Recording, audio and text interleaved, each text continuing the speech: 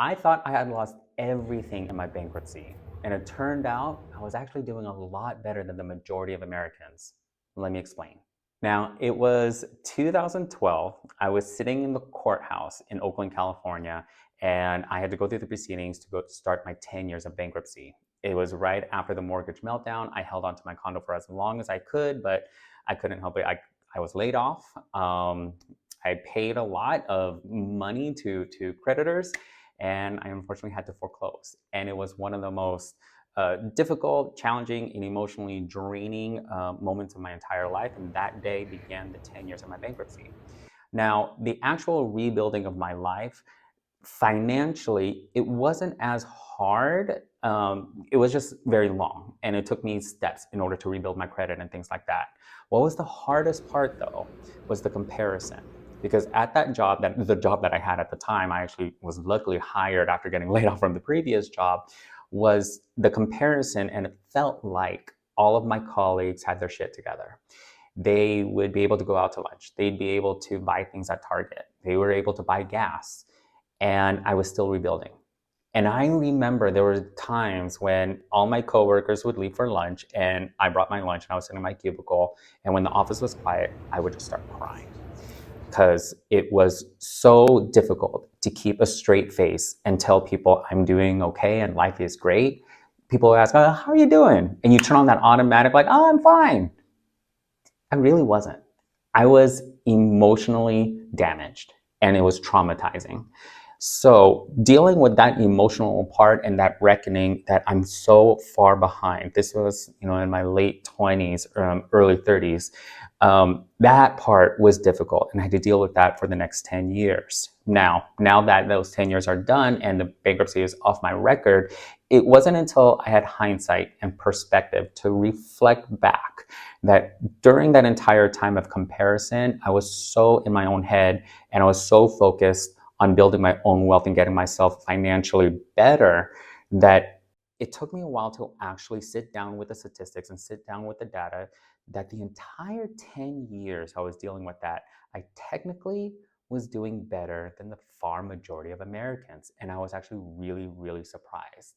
So in this video, if you have ever felt like you were falling behind because you were comparing your situation to other people, I want to share with you 3 statistics about the state of America and our finances that would actually really surprise you.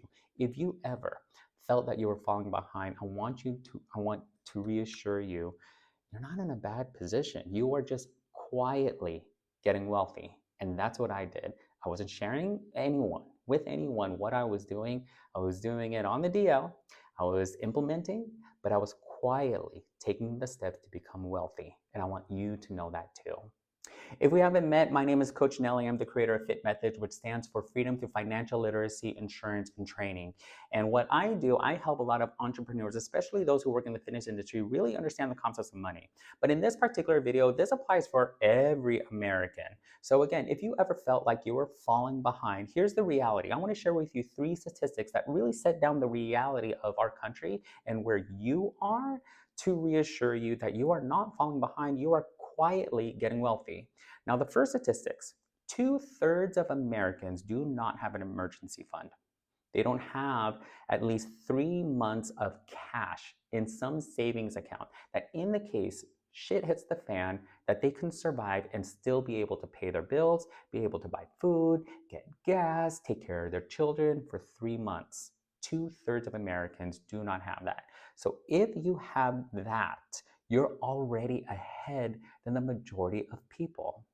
The second statistics is the far majority of Americans are not saving up for retirement at all. So if you have a job, if you're currently working right now and you have the opportunity to opt into a 401k, you should be doing that. If you're not, you should be.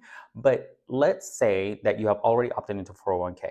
Just that action alone, you already put you ahead. A lot of people, again, since a lot of people do not even have an emergency fund, let alone be able to keep up with all their bills, the thought about saving up retirement tends to be on a lower priority. And so therefore, when they're looking at their paycheck and they're like, man, do I want to opt into 1, 5, 10% of my paycheck to a 401k? That is so beyond my horizon of thinking right now. I need to be able to pay my bills right now. So oftentimes they don't.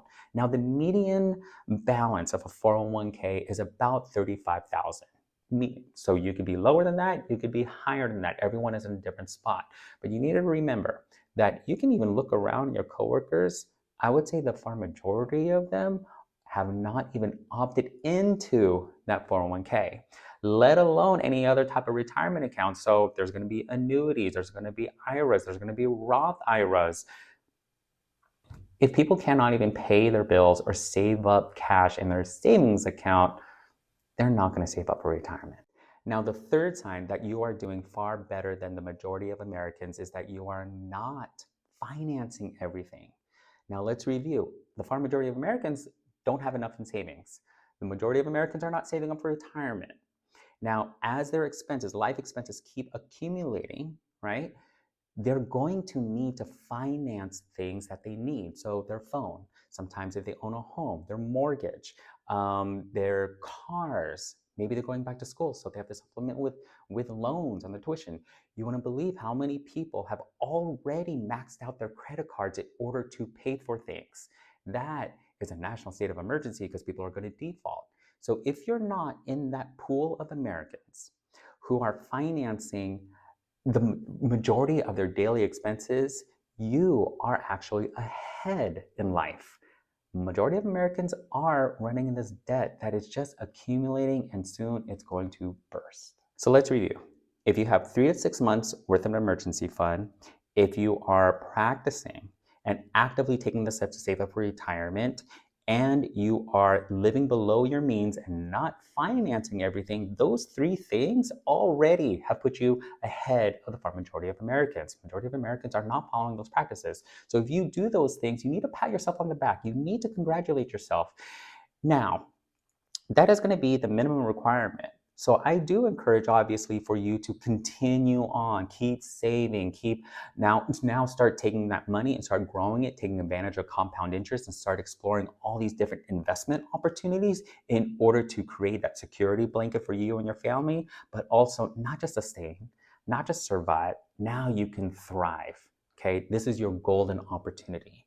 Now, I do offer a free guide that will help you into establish what is the next steps for you and your family. Go ahead and check the description below. It is a free guide. Go ahead and download that, and I will see you in the next video.